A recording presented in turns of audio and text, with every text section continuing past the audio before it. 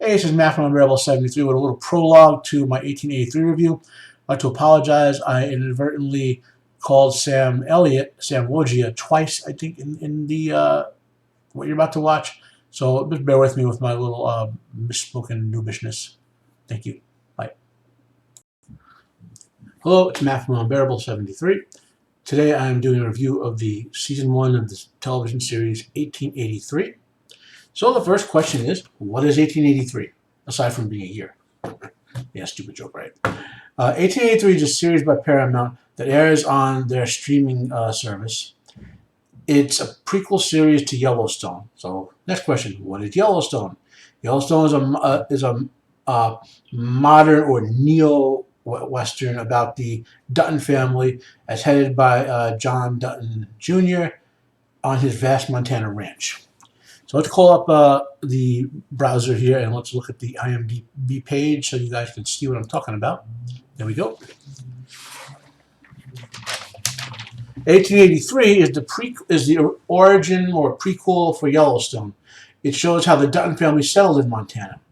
1883 has, in my opinion, three main characters. Shea Brennan, as portrayed by the great Sam Logia. Brennan is a veteran of the U.S. military and the Civil War. He fought for the North. He is embittered by the loss of his family after the war and lives the rest of his life as a wilderness guide, helping pioneers avoid death and disaster as they settle in the new territories of the American West.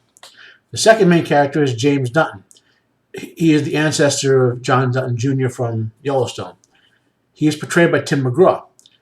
James Dutton is the great-grandfather of John Dutton Jr. from Yellowstone. He's a veteran of the U.S. Civil War where he fought for the Confederacy. He lived in Tennessee with his family, but troubles there that aren't really detailed or covered much in 1883 make him uproot his wife, his daughter, and son and look for a new life somewhere in the West.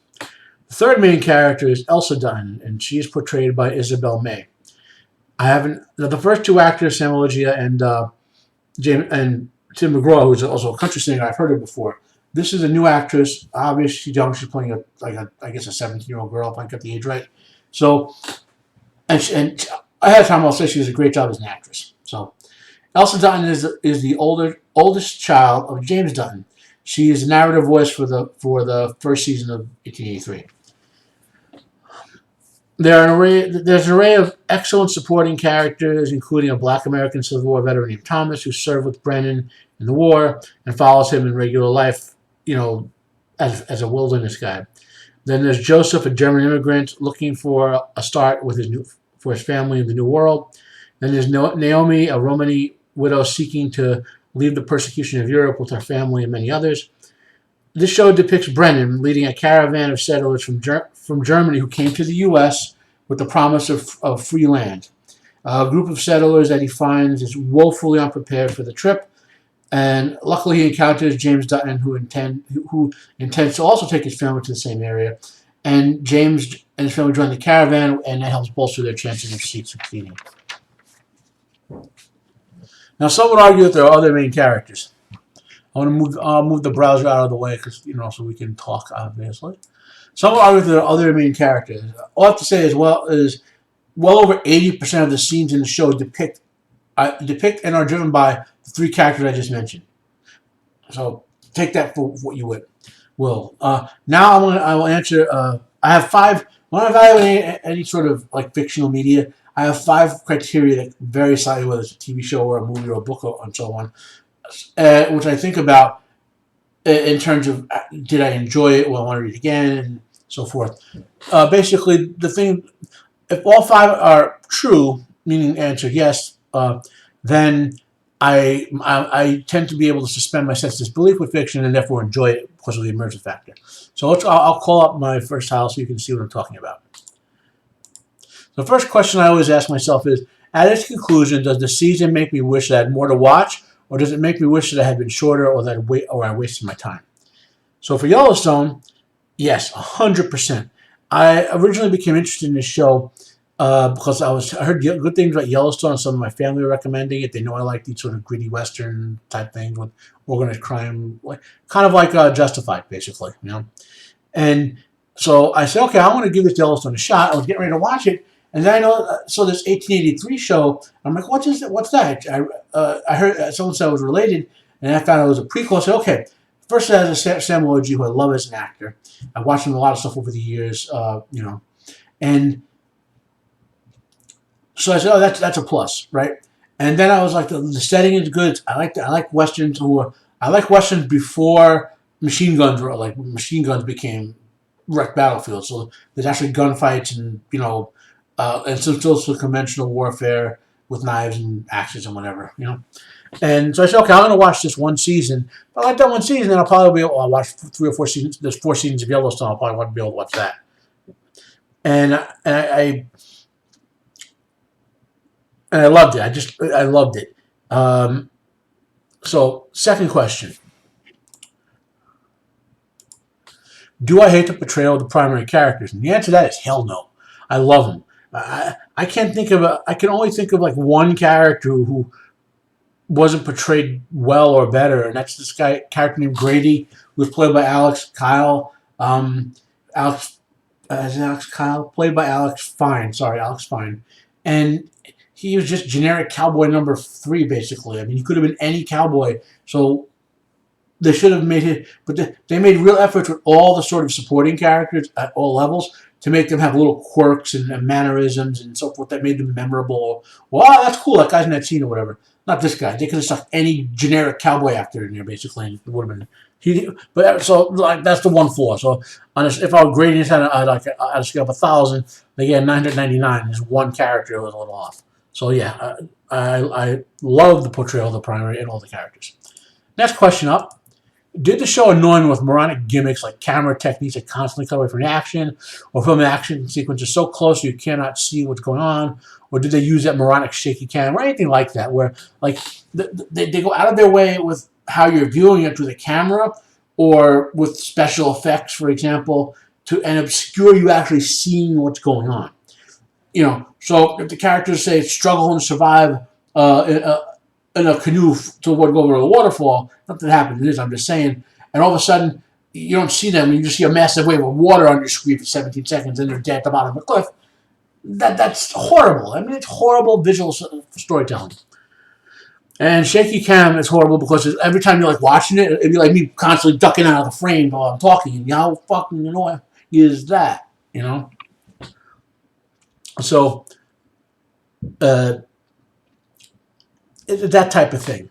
And so for this show, no, I was impressed with the direction, the sound, the music, the score, the set work, the background acting, the pacing, it all excellent. They did a real great job putting the show together. So now, fourth question. Is this show preaching at me? I mean, you're telling me I need to change something in my life as its actual plot, as opposed to showing different alternatives of thinking and acting, and saying, okay, and showing you the pluses and the minuses and letting people come to a conclusion. Because fundamentally, there are several different types of storytelling, and most of them involve either morality plays or lifestyle plays or mythological reinforcement of virtue. So it's impossible to have a story that doesn't in any way involve advocacy or either for or against a particular moral or way of life or ethic or something like that. So that's just the nature of the beast, you know. And so this story shows a lot of the hardships they suffered and how things could have been better if people were more organized back then, why we have a better, more modern society to prevent pioneering disasters and whatnot. Why we have legal rights so people don't get gunned down in the fields, just to take their wagons or whatever. So, that's a good sense that we've advanced as a society, and the show depicts where we were in a very realistic manner. And so this question is a pass for me. It did not preach at me. It showed what was happening, gave me the pluses and the negatives of it, and moved on. Left the decision to me. And last, are there deal breaker moments? Meaning something so weird happens that I lose my suspension of disbelief and just can't get it back. You know what these are when you see them. Well, so when you got a laugh out loud moment, or something's dead serious, or like in the original the TV miniseries from like the 80s or early 90s. I remember where Tim Curry played Pennywise for most of the film. It's an excellent adaptation of it. However, when it shows up at the end and it's a badly animated like Muppet spider, you just lost your suspension of disbelief. They should have paid money to try to make something more accurate to the book visually than that. So, and this show, there's none of that in this. I thought there would have been a moment in one or two scenes. Oh, well, this could break it, but no, they didn't pull they didn't go over the top, or they didn't pull back there. Another thing that will break the deal breaker is when they're doing something with a character and then they pull the punch. Whether that's the character is about to get divorced and then the story's leading, and all of a sudden they want a happy ending so they don't get divorced, they rewrite it or something like that. That's another type of thing that could be a deal breaker. None of that happens in the show. The show, I'm going to say, there's an episode, I think in the fourth episode maybe, where they maybe spend a little too long on I can't remember what it was. I remember watching it and thinking, well, they cut this down like 2 or 3 minutes, because it was a couple scenes in the middle. It just made me feel like, not that it made me not skip them or anything, but I'm like, I was trying to figure out what they were doing there. And when I got to the end of the episode, I was like, those scenes really had nothing to do with the plot, So this show passes my 5 questions, which means I'm definitely recommending it. So, any other specific things I love? Elsa's character journey was amazing. I felt every moment of her pain, and I was happy when she was happy, and I was rooting for her. The actress did a wonderful job. And the same goes for Brennan and his bittersweet journey. I enjoyed the sense of the pioneers seeking out their new life. I enjoyed the fair, honest, and truthful way that this depicted life. For those of you who know, it was the Old West was rough in places. It was, it wasn't like now you can go into the suburbs or off grid and there's still sheriffs you can reach or whatever. There were bandits and bad situations with the American Indians, which is largely the settlers' fault, to be honest. Not the American Indians were blameless, but the settlers themselves, taking their land when the government would negotiate a treaty, and then the settlers would come in and take their land. In some cases, that's horrible. Sometimes, so like I said, but this show depicts what goes on fairly well. So, in conclusion, you need to watch this show. If you don't watch Yellowstone, you need to watch this season of this show. This season concludes in a way where you can safely say, well, I don't want to watch another season of it, but I got 10 episodes of enjoyment. Yes. You don't have to watch anything else, and you can enjoy this season completely on its own. That's amazing. When you can get that out of a TV show, and you can say, even though you know the future, you know that the Jack Dutton here is the ancestor of John Dutton, and you want to see the connections. Like there's another origin series called 1932, which depicts this family in the same area, but in 1932. There's supposed to be another spin-off series. But if they did the same job on with the first seasons of those, where you could just watch that and watch nothing else and be awed, they got gold. So I'm having faith in them that they're going to keep continuing gold.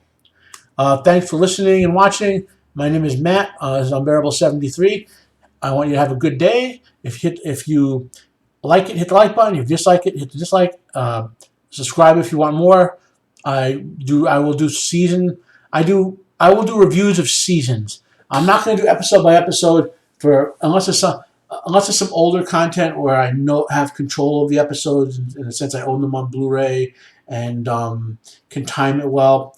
I'm going to attempt to do a seasonal review of modern shows and maybe call out specific episodes for the most part.